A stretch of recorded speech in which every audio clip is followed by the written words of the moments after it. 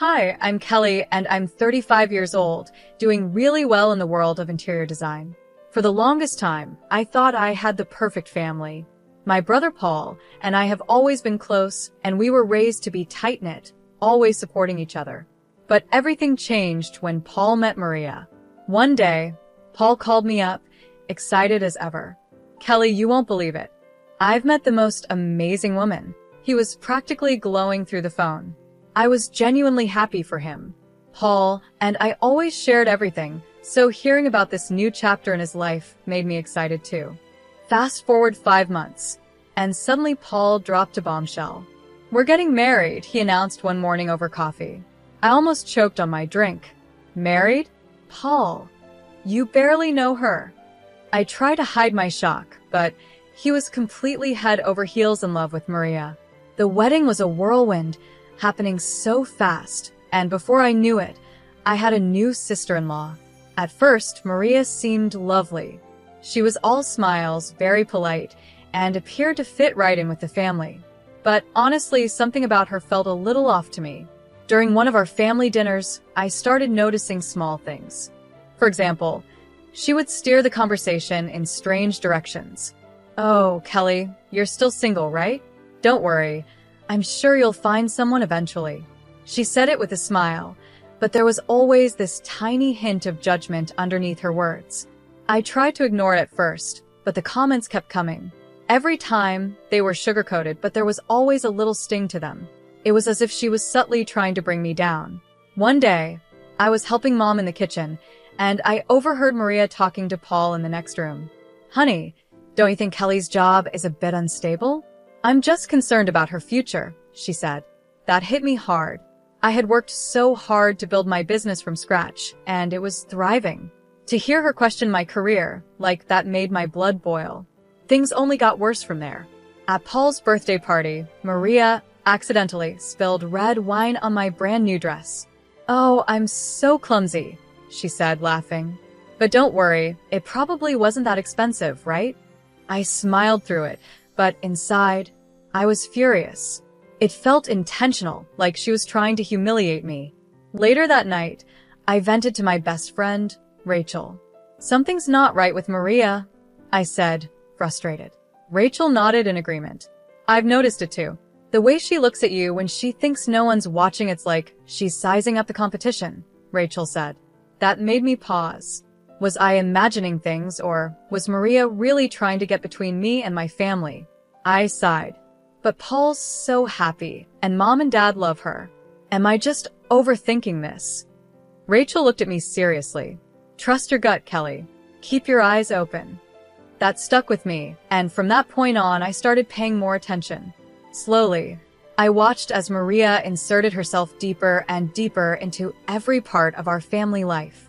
She volunteered to help Dad with his finances, constantly offering critiques about how he managed things. She reorganized Mom's entire kitchen, claiming it would be more efficient her way. Little by little, she was changing everything, and no one seemed to notice but me. What worried me most, though, was how Paul started to change. My brother, who used to be so outgoing and full of life, became quieter and more reserved. Whenever we'd talk, he would always defer to Maria's opinion, like he couldn't make a decision without checking with her first. It was so unlike him, and I couldn't shake the feeling that something was terribly wrong. One afternoon, while out shopping with Mom, I tried to bring it up. "Have you noticed anything strange about Paul lately?" I asked. Mom just smiled and shook her head. "Oh, you're overthinking it, dear. Maria's been wonderful to him." But I wasn't so sure. Something was changing, and I had a sinking feeling that Maria was behind it. I just didn't know how to make anyone see it before it was too late.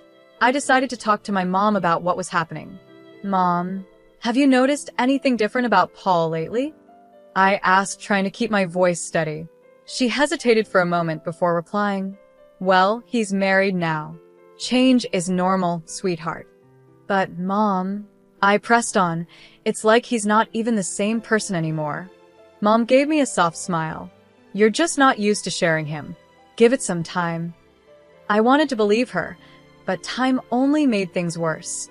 Every family gathering turned into a battlefield of passive-aggressive comments and tense moments. I tried to keep the peace, biting my tongue when Maria would make one of her snide remarks. But the stress was getting to me. My work started to suffer.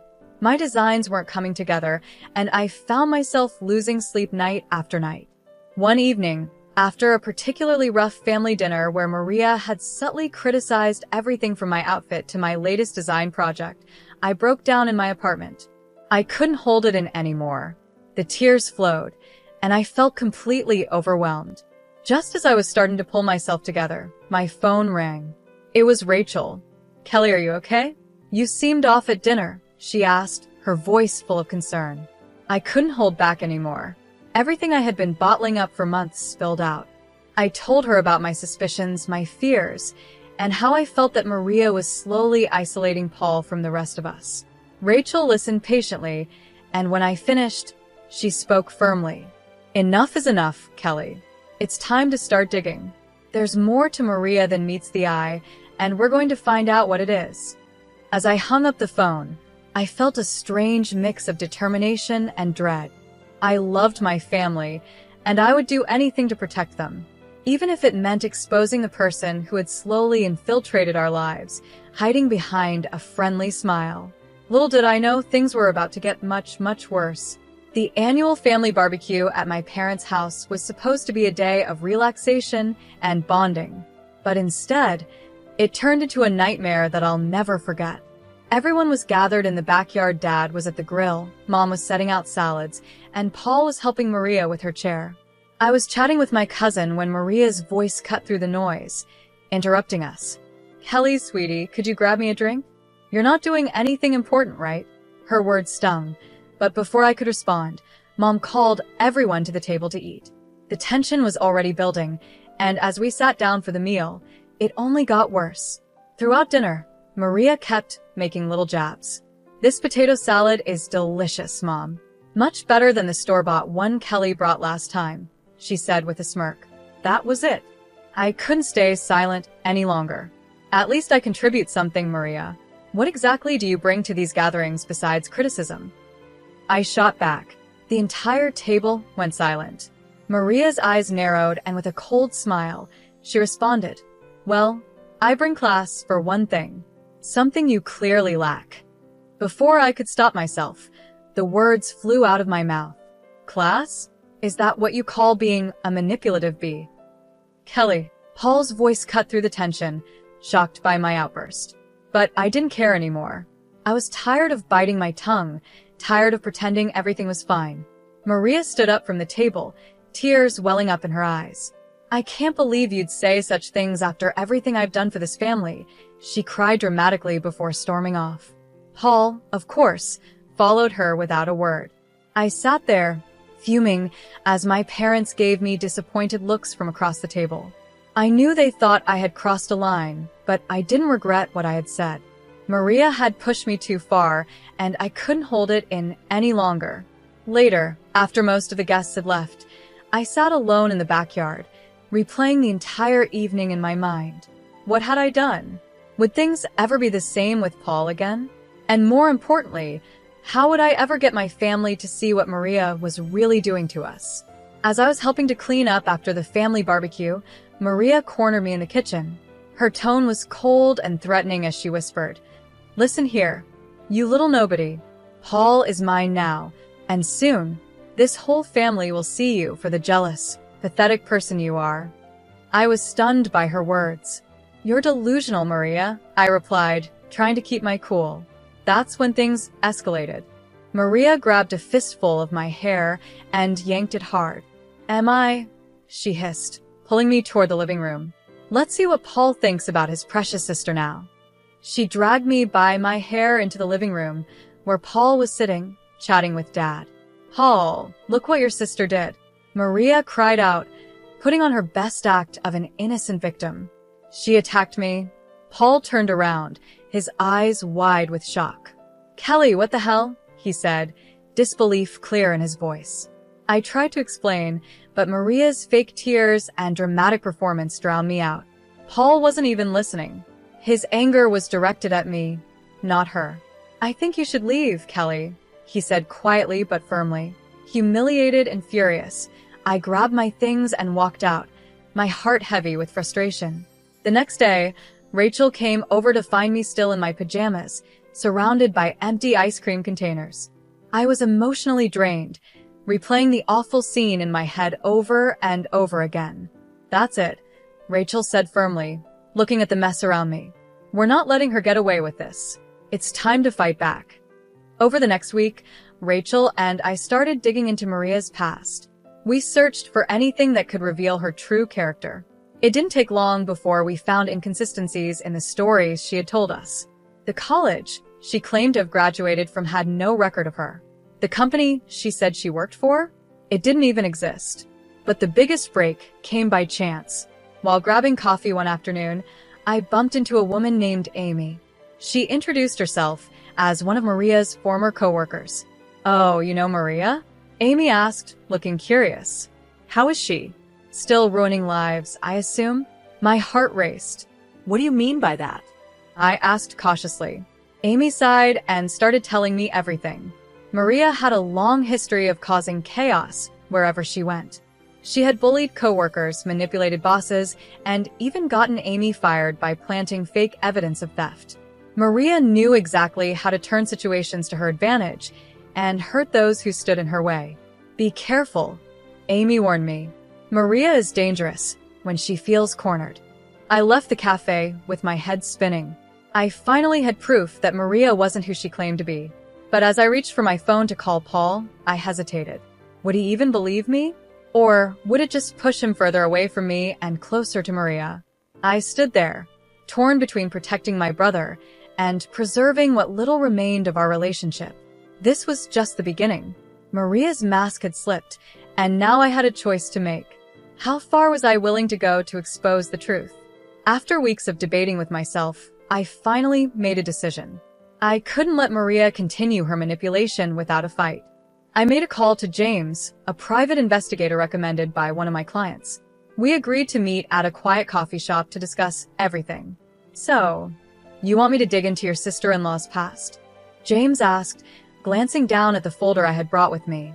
I pushed it across the table, feeling the weight of my decisions settle on my shoulders.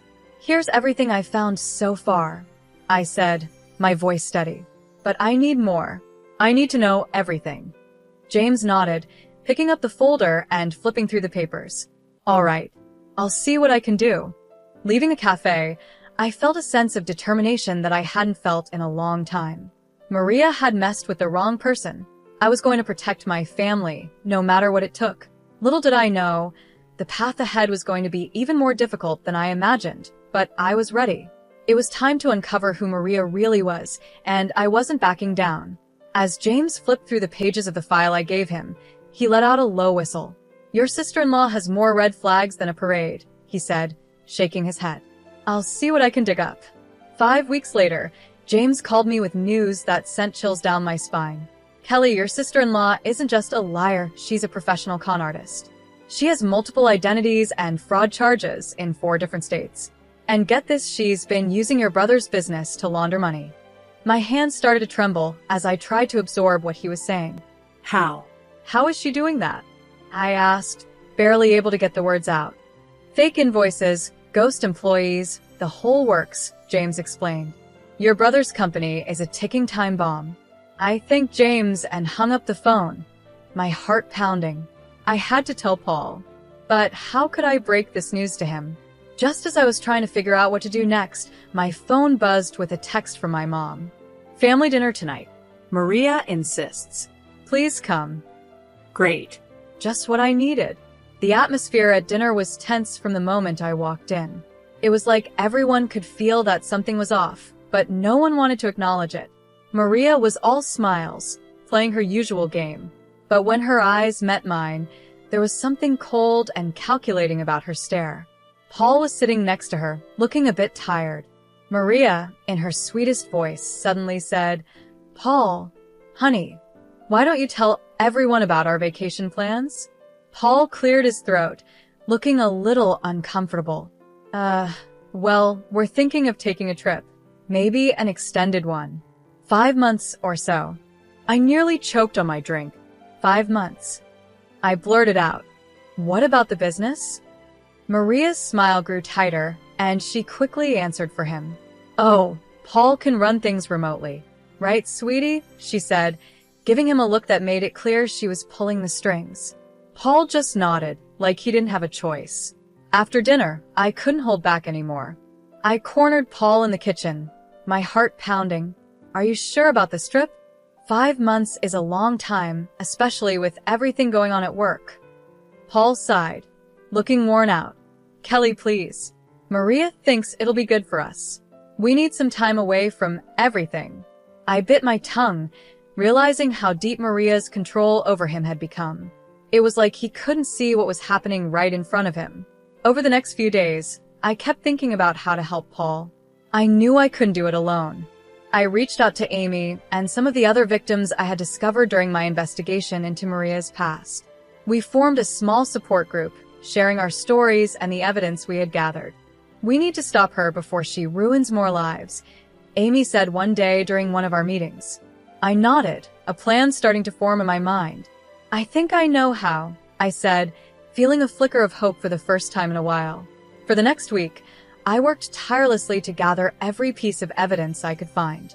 I was determined to expose Maria once and for all. But she wasn't stupid. She must have sensed that something was going on. One evening, as I was leaving my office, I walked to my car and found my tire slashed. My heart sank. A note was tucked under the windshield wiper. It read, "Back off, or next time it won't be just the tires." I stood there, frozen, the fear creeping in. I quickly called Rachel, my hands still shaking.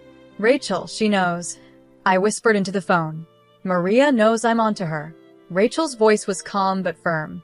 "Then we need to act now, before she can do any more damage." She was right.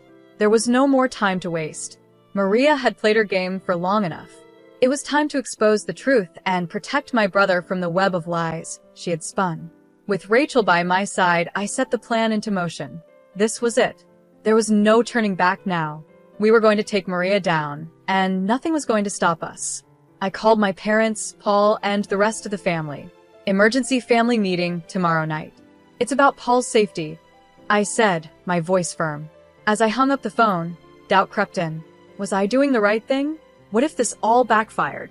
But then, I remembered the defeated look in Paul's eyes, how Maria had manipulated him and everyone else around her. No, this had to be done. The next day seemed to drag on forever. I spent the entire day triple-checking all the evidence I had gathered, making sure every detail was solid. I rehearsed what I was going to say over and over again in my head. As the evening approached, my phone buzzed with a message from Paul. "Maria's not feeling well. We might not make it." My heart sank. Of course, Maria would try to avoid this. I texted back quickly. "Please, Paul. It's important." I wouldn't ask if it wasn't. Hours passed, and I heard nothing. I was starting to give up hope when I heard a car pull up outside my apartment. Peeking out the window, I saw Paul helping Maria out of the car. She looked pale and leaned on him dramatically. It was obvious that she was putting on a show. As Paul and Maria entered my apartment, the tension in the room was thick. My parents, Rachel, Amy, and a few others were already there, waiting. Maria clearly didn't expect this kind of gathering. "What's going on?" Paul asked, confusion evident in his voice. I took a deep breath, trying to steady my nerves. "Paul, everyone, it's time you all knew the truth about Maria." I was calm but determined. This was the moment of truth. Maria's eyes narrowed. "Kelly, you're being ridiculous," she snapped, but I didn't let her continue. I pulled out a stack of documents from my bag and held them up. "Maria, or should I say Amanda? Or is it Lisa? How many identities do you have?" I asked, staring straight at her. Paul's face went pale as I laid out the evidence in front of everyone, the fake names, the fraud charges in different states, the money laundering through his business. Amy and the others shared their stories of how Maria had manipulated them, the lies, the deceit, the way she had hurt so many people. Maria tried to interject, her voice growing hysterical. "They're lying, Paul. Baby, you know me," she cried, desperately trying to keep her mask intact. But I could see Paul's disbelief turning into anger. "Is it true?" Paul asked, his voice shaking. Have you been using my company to launder money? The mask Maria had been wearing for so long finally cracked. Her sweet, innocent demeanor vanished, replaced by cold, hard fury. You're all idiots, she hissed, her voice dripping with venom. Paul, you are so easy to manipulate, and the rest of you? Pathetic. The room went silent. Mom gasped in shock, and Dad clenched his fists. Paul looked utterly heartbroken, his world crashing down around him. Maria saw her way out and made a dash for the door, but Amy was quicker. She stepped in front of Maria, blocking her escape. Not so fast, Amy said firmly. The police are on their way. The next few hours were a blur. Maria was arrested, screaming and shouting threats as she was led away in handcuffs. She didn't try to hide her true nature anymore. The mask was gone, and all that was left was the real Maria, manipulative and dangerous. Paul sat in silence for the rest of the evening, trying to process everything that had just happened. It was hard to watch him like that, knowing how much pain Maria had caused him. Days turned into weeks. Paul filed for divorce almost immediately. He also worked tirelessly to save his business, trying to undo the damage Maria had done. It was going to be a long road to recovery, but Paul was strong. I knew he would make it through, even if it took time. As for me, I was relieved. We had exposed Maria for who she really was. I had protected my family, and even though it was a painful experience, I knew we were all better off now that Maria was out of our lives for good. In the end, it wasn't just about the evidence or the lies. It was about standing up for what was right, even when it was hard. And I knew that Paul would heal, and our family would become stronger because of it. We had faced the truth, and we had won. I stood by Paul's side through everything. Months later, as we celebrated the successful relaunch of his company, he pulled me aside and said, "Kelly, I'm sorry I didn't believe you sooner. Thank you for not giving up on me." I hugged him tightly, feeling our bond stronger than ever. As I looked around at my family, now free from Maria's toxic influence, I realized how important it is to trust your instincts and stand up to people who try to bring you down. It wasn't easy, but it was worth it. We were free, together, and stronger for having gone through this storm. And that's the end of my story. Now, I have a question for you. If you found out your sibling's spouse was a criminal, would you expose them or stay quiet to protect your sibling's happiness? What's more important, family peace or justice? Let me know your thoughts in the comments. It's a tough decision, and I'm curious to hear what you would do. If you enjoyed this wild story, don't forget to hit that like button.